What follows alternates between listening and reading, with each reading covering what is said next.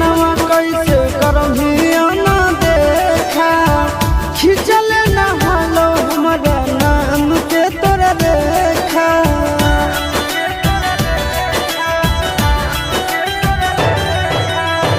विधि के विधनवा कैसे करभिया ना देखा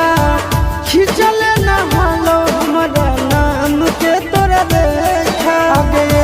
के गो दिलवा में रहो दोनों के पराना आगे दोनों के पराना चुटकी भर से नूरा कर दिल कौया ना जान गे